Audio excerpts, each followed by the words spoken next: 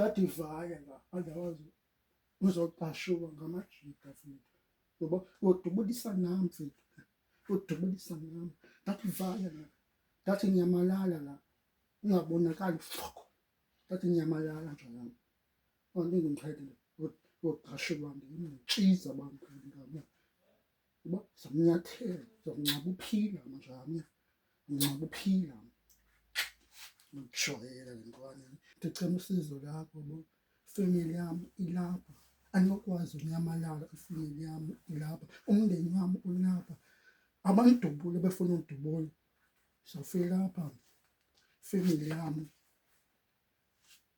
Cha mina ngicela ntoni usizo lakho, uncedo lakho, cha sincedisane elinjani eli olifunayo, kangitshele nje yami uba lincedo elinjani. Otherwise ndithe kuwe nyamalala, uphume uphele kule ndawo bangakuboni amajita, otherwise koxhuma nhlambane ezinye ziyofeketha.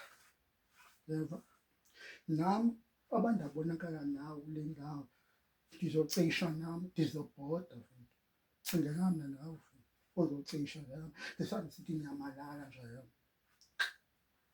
Sengicedile kanjani ke ngoku le ntwana lena ayifuni ukunyamalala kule ndawo, ndithi ayinyamalala, otherwise izocisha.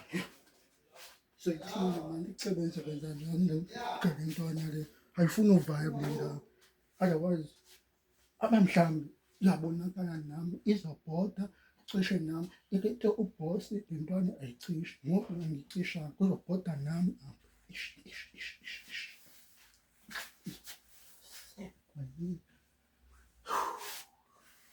Izothiwani mani?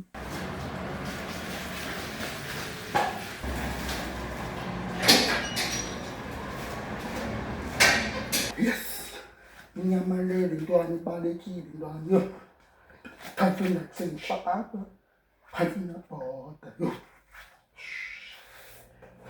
uNkulunkulu wami.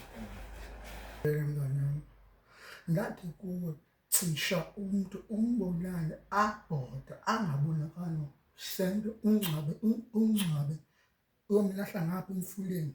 Zange uyenze leyo, wenzenjani mfethu? Kangicacisele, kade ngiqashule wena lo njengayidubulanga lantwana lena, ivana nje jabaleka, ibalekile, ndadubula ecaleni samaXhosa, ndaxolisa ngoba sengiyile samaXhosa ngoba ndizamile samaXhosa oyileqa lantwana silaya pha kuwo. Ndikuthuma uba bulala umntu, awuyenzanga loo nto, uthi kuyo akakhetha abaleke. Ke ngibulale wena bulanga le ntwana, ndaxolisa kakhulu, ungangidubuli samaXhosa, ndaxolisa samaXhosa, sikhisi samaXhosa, ndaxolisa, ungangidubuli samaXhosa, ndaxolisa kakhulu samaXhosa, ndaxolisa samaXhosa, ungadubuli samaXhosa, ndaxolisa samaXhosa.